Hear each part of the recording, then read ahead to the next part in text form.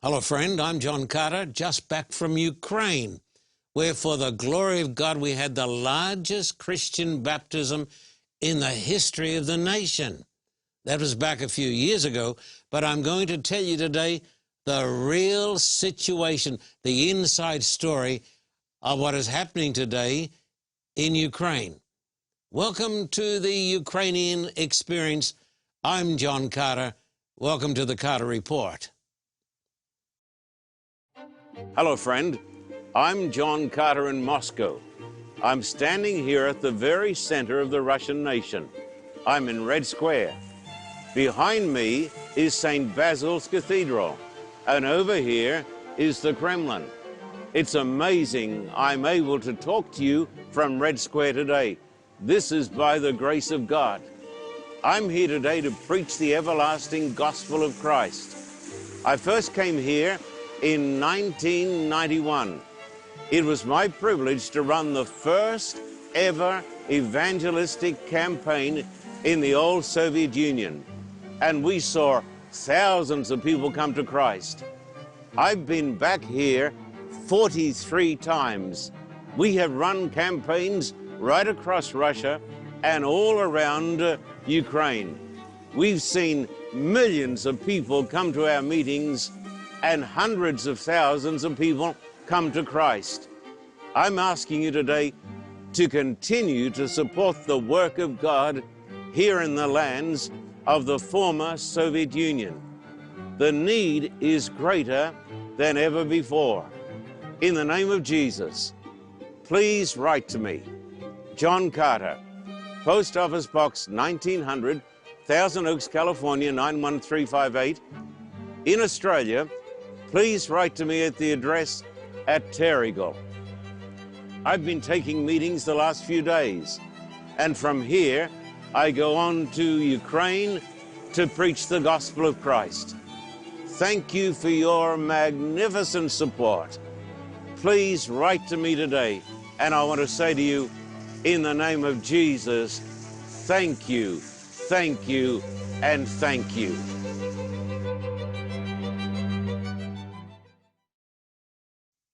Welcome to the Carter Report. We're talking today about Ukraine and what's going on in that nation that is sort of being torn to pieces because of the war. I'm so glad to have with me today my wife, Beverly. Beverly, welcome today to the Carter Report. Oh, thank you for having me here.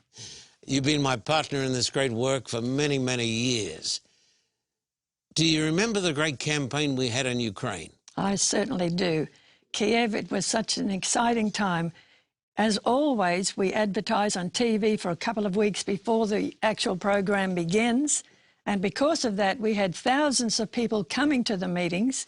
In actual fact, they told us, now we didn't go out and count one by one ourselves, but we were told that there were about 100,000 people outside the Palace of Sport trying to get in. That's what the government said. And yeah, and there were so many people, they had to stop the train from running, which was nearby the Palace of Sport, so that no more people could come. But that was just something. It was the hand of God, and it was amazing. Now, this is going to test your memory, Beverly, which I'm sure is better than mine.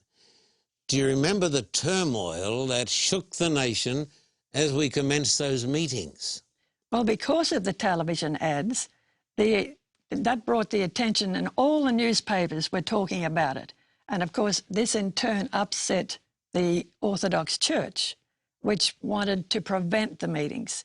And in the video which we have just shown, you were there on the streets of the bishop who actually said, these meetings will not take place only over my dead body. And you can tell that story because you were actually there. Yeah, that was not a good thing he said. No, it wasn't. He said the meetings will go ahead only over my dead body.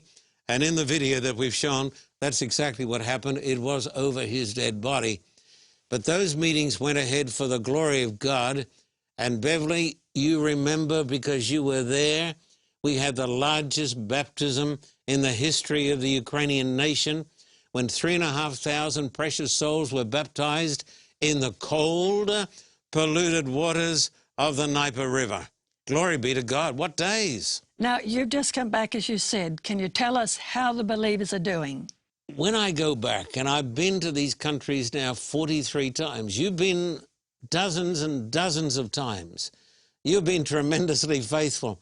When I go back, my heart is just about torn out of my chest because of the love and the emotion that is generated when I go to these places. I go to their churches now that we help to establish. I meet with thousands and thousands of people that we baptized. Beautiful young people, old people. I'm just overwhelmed. And I just want to say to our supporters who are watching the telecast, under God, you made it possible. Now, we may not agree with the policies of the Russian government or the policies of the Ukrainian government. That doesn't matter. We go for the saving of souls. And you, my dear friend, made it possible. And you helped to make it possible too, Beverly. Now, you were telling me that we have a shortage of churches. Now, tell us about that, how some of the people have to worship in these very difficult situations. When I was there, it was cold. Now, I know we live in Southern California. We don't know really what cold is. If it gets down to freezing here, we think it's terrible. But when I left Kiev just a few days ago, it was minus 18 degrees. When I was speaking out of doors in Russia only 2 weeks ago, it was minus 25. Your eyes freeze over, and saliva runs from your mouth and it turns into ice. And instead of articulating clearly, I ended up, and anybody would, you find it hard to talk because you're freezing. Can you imagine worshiping in a church? No, I'm sorry, it's not a church. Because in Russia and Ukraine, most of our believers don't have churches. Why is that? Why don't we have more churches? Well, you tell me. They don't have churches. They don't have the money. Now, there are some people who are tremendously wealthy. But as David pointed out to me, an obvious truth, our people, the middle class, are poor. A lot of them are almost starving to death. They don't have churches. Now, we have helped to build some beautiful churches. Our supporters helped the Carter Report to build some magnificent churches, which are sanctuaries of hope in those desolate lands. Do you think this is one of the reasons we lose some people? Because of their let me tell you what a pastor told me. He said they rent, not churches, they rent buildings, movie theaters, decrepit. We've been in these dirty old halls. And he said it was minus 10 outside on this Sabbath morning, and it was minus 10 inside the building. Our believers are sitting in a building that is minus 10 degrees, and then the electricity went off. He said to me, the power failed. He said they were sitting there in total blackness. It amazes me that anyone stays. How many Americans, how many Australians would go to church if inside the building it was minus 10 degrees and they had no electricity? It was in total blackness. Now, we need, in Australia and in this great land of America, where we are privileged to live, we need to help the struggling church in Russia and Ukraine. And don't say to me, you know, the government is bad. We're not interested in the government. We're not interested in the politics. We are interested in the souls of the people. Just imagine if Jesus had said, I'm not going to go down to that planet because I don't like the Roman government. We all would have gone to hell. Jesus came to seek and to save the lost, and he came into hostile territory. And therefore, we need to be doing more to give these people sanctuaries of hope. I agree. And I've always felt, and I know other people feel the same way, that when you go to these places and you see the needs and you come back home to such wonderful countries that we live in. Yeah, we're blessed. And you think, you know, why were they born there? Why was I born here? And the reason, you know, we don't know why, but I do know that as Christians, we have a responsibility to help those people that live in other places. Beverly, last Sunday, I think it was, the believers took me to a building that we can buy. We're going to run video of this. I want the folks to see this. We can buy this. We can make it a sanctuary for 3 churches. Get these people out of minus 10 degrees. Get them into a place where the children can come, where the old women can come, wonderful. where the young people can come. Yeah. We can buy it for $350,000. Well, that's not so much. It's a lot if you don't have it. To us in America. But No, but it's a lot if you don't have it. Yeah. I'm just appealing to our people who are watching the telecast. Help us, in the name of God, to provide a sanctuary of hope for our believers in the former Soviet Union. Some of them are worshipping in not churches, but in buildings where it's, Beverly, he told me, minus 10. I spoke out of doors where it was minus 10. I went to church in Russia where one day it was minus 25. Yeah, that's cold. You and I would freeze. Thank God 3ABN in Russia established the Christian Cultural Center. Thank God for the vision of Danny Shelton. They've got a church there now, and I preached in that church. More than 1,000 people there. All these beautiful young people. By the grace of God, we must be the servants of Christ, and we must seek to save that which was lost. Yeah. Well, as you often say, God blesses us so that we can bless others. Yes. And we take with one hand, but we give with the other hand. That's why God gave us 2 hands. Yes. Let me try to answer your question. You asked me, why do people leave the church? Well, we know there are many reasons why people leave the church. But I have returned to Russia, and you've gone with me most of the occasions. I've gone back 43 times because I don't believe in evangelism that just goes to a place and makes a big noise, takes a lot of pictures, comes back and publishes it all in church papers, and never goes back. So we've run, I think we've run 15 or 16 major evangelistic campaigns in the former Soviet Union. And that's not talking about smaller campaigns that only lasted for a week or 2. But by the grace of God, we keep going back. We have not only an evangelistic interest in the souls of these people, you and I, Beverly, have a pastoral interest in their souls.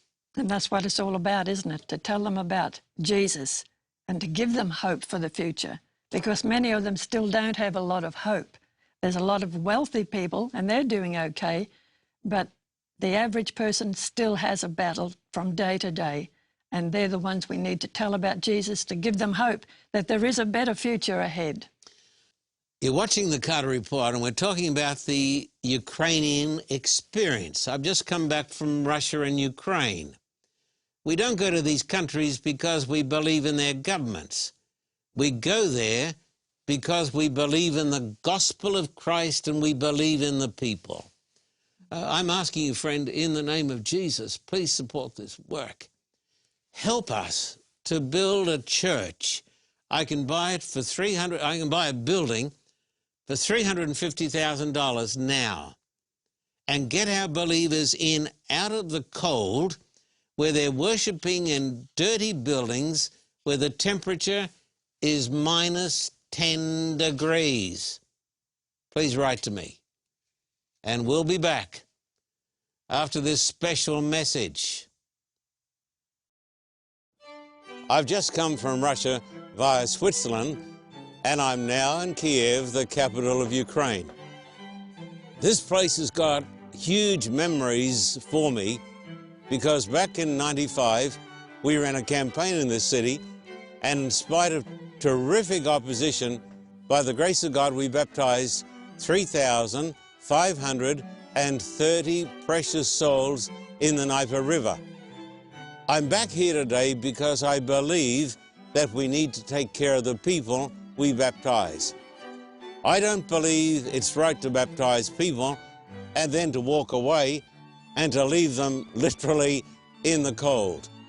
When I read my Bible, I find where the Apostle Paul went back time after time to visit the people that he had baptized.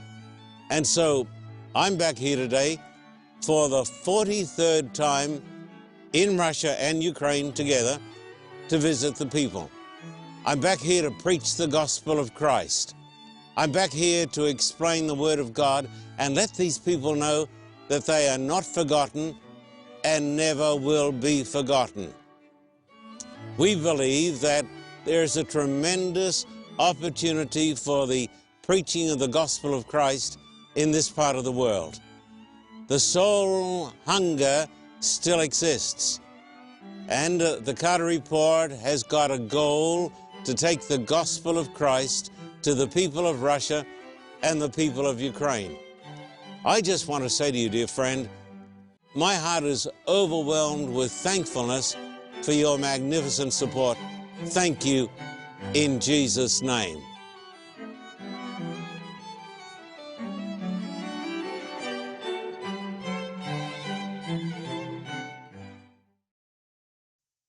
Welcome back to the Carter Report. We're talking about the Ukrainian experience. I've just come back from an extended visit to Russia and Ukraine. So glad to have you with me, Beverly. You're such a great blessing to this ministry and to the people of Russia and Ukraine. Do you remember what happened at Chernobyl? Well, I wasn't actually there when the disaster happened, but we were there not long after. And when we were in Kiev, I met with one of our young pastors who pastored the church just outside of Chernobyl. There was, of course, a big perimeter around it, but outside of that, people were still living. It was still dangerously high with radiation. Hellhole. And he looked sickly, and I said to him, you know, how is your health? And he said, it's not good, and my doctor has told me, he was only young, I'd say probably in his 30s. He said, my doctor has told me if I want to have a long life that I need to leave. And I said, well, why don't you leave? And he said, how can I leave the people? Yeah. He said, I can't. He said, these are my people. They've lost everything and they have no money to move, so I will stay with them. And unfortunately, I mean, I don't know whether he is still alive, but I doubt it. I'll never forget him because he brought a busload of people every night to the Kiev campaign. Yeah, As you know, we baptized, glory be to God, 3,500 people in that campaign. We had so many people come to the meeting, you know, 100,000 turned away. But let's get back to Chernobyl. Yeah. Can you tell me about the babies? Yes. Well, the young pastor took me to a children's hospital and an orphanage close again to the perimeter, just outside the perimeter, where people could still live, which they shouldn't have been, but they still were. And I was taken into this round room. I'll never forget it. In most of the orphanages and hospitals that I visited, in every city that we went to, they were clean and usually quite well looked after, even though they were in great need of medications and other supplies. But this one, it had a round table, and I could hear the babies were moaning and crying, and it was just so sad, and there was a stench in this room that I'll never forget. Goodness. And the lady with me, the director, she said, these babies all have some kind of brain damage. How awful. Because of the radiation that had affected the parents. And there was nothing they could do for them. And at that time, I mean, I don't know whether things have gotten any better, but they was, you know, very bad then. So then they took me over to the orphanage, and where a lot of the children, they were young ones too, who had heart defects and other defects because of the radiation from their parents. And now when I got back to the hotel that night, I told you about what I had seen. Yes. And we both decided, when we got back to the States, we said, we're going to try and do something to help this orphanage and this hospital. And so we got back to the States, and we had some dear friends in Oregon. And they had contact with some hospitals and pharmaceutical companies, and together we were able to get £24,000 worth of medications and medical supplies. But then, of course, we thought, well, how do we get them to Kiev? And dear friends, they also had some contacts with the US military.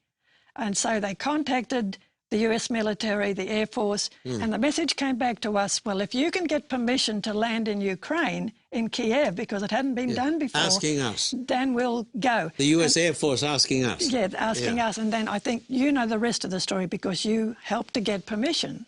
Well, we got permission for the first ever landing since communism of a US military aircraft in Ukraine.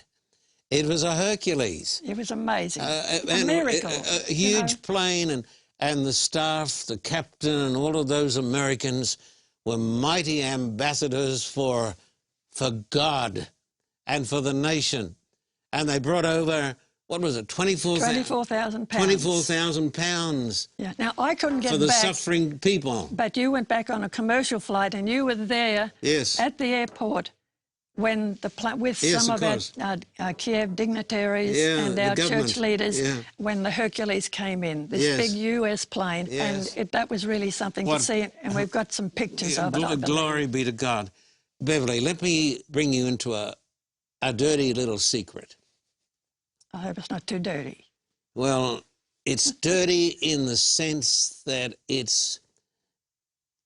shows the extent of the awfulness of sin. In Russia and Ukraine, you've got about 1 or 2% at the top, and they're wealthy. They have great motor cars and great homes, but the vast majority of the people are in poverty. So that's the dirty little secret. People don't realize this. They don't realize the terrible poverty that our believers still are in these countries. And I was talking to a man who was running a wonderful Christian outreach in Kiev, and he told me he's got these young people working for him, and I said, how can you pay them? He said, with great difficulty. I said, how much are you paying them? He said, some of them $40 a month, some of them $50 a month. But when you go down to the supermarket, it's like going to America. Everything's expensive. Yes, and so it's burning in my soul. I'm not going to give up on these people because God didn't give up on me. No, that's right. And I know the poverty, and I know the hunger, and I know the awful distress of people worshiping in dirty halls. That's how dirty it gets. And outside it's -10, inside it's -10. And they've got no electricity. And they took me to a place that we can buy for 3 churches for $350,000. And so I say to the people watching, in the name of God, is there not a cause? As it says in the Bible, is it nothing to you or you who pass by? We need to do something for our young people and the babies. Don't worry about these governments. These governments may be bad. We don't care about the governments. We care about the people. Well, that's right. And we ask God for help, and God never fails. And God is faithful. We have run campaigns, as you know, in most of the great Russian cities, also in Kiev, Odessa, Dnipropetrovsk, Kharkov, Zaporozhye. What experience, what does that bring into your mind? Well, mostly, of course, it brings in the people. Because once they hear the good message, they hear the gospel message, it just changes them. And these people, even though they haven't got much, they're so generous and they're so loving. I don't know, this is one thing that we didn't speak about back when you were preaching, and these are on these stages, they would bring flowers by the bucketfuls. By they the were tons. tulips and roses. They loved their gardens. And they were always full of flowers. Now, another thing, in Dnipropetrovsk, I went to an orphanage there, and they had 300 babies. In Kiev, Ukraine and Russia, they had their orphanages. They would keep the children from birth to 3, 3 to 6, 6, so forth. And in this one, they needed a hot water system, a sterilizer, and some diapers. And we were able to help them with that. Now, I know you also, in Odessa, you had something that happened miraculously with a baby. Could you tell us about that? They took me to a hospital. It was cold and dark and damp and dreary. They brought out a little baby boy. They said he's going to die in the next few hours. And the mother was there, and the old babushka nurse gave me the baby. And Vadim Budov was with me, and we anointed that baby in the name of the Lord. And when I went back a little while later, I was met by the mother and the little baby boy who was then running around. Healed by God. Beverly, can I tell you a secret? Yes. Here's a secret, just between you and me. Don't you folks listen. We need to do something for these young people. We've seen thousands of young people come to Christ. But these young people need desperately spiritual help. They've asked me to go back and run a series of evangelistic meetings, especially focused on the needs of young people in Russia and Ukraine. And they're so eager to work, aren't they? Yes. Because as you said, Yes. at 3ABN in Russia and then Hope in Ukraine, Yes. they're mostly young people And they work, that are doing the work. And they Hope and 3ABN working together over there. But I want to say to the people watching the program, listen, my friend, we've got to build sanctuaries of hope. Are you listening to me? We've got to get the believers in out of these Arctic conditions. I can buy a building now that'll take care of 3 churches in Kiev. It'll cost $350,000. Please, in the name of God, help me. And something else, help us to run a big evangelistic campaign, not only for old folks, but for the young people. The young people who are becoming mesmerized by the lights of the world. But I spoke to so many young people. I saw their faces. They came to me. Please support this work. Support the work of God in the lands of the former Soviet Union, please. Write to me, John Carter and Beverly Carter. Post Office Box 1900, Thousand Oaks, California, 91358. My Aussie friends, I want to hear from you. Please write to me, John Carter, and to my wife, Beverly Carter, at the address in Terrigal. Help us to build sanctuaries of hope in the former Soviet Union, and help us to light a gospel fire for the salvation of thousands of souls. Help us to save the babies.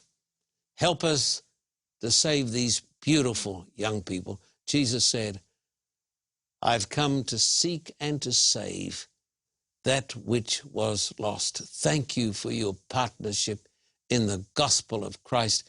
God bless you.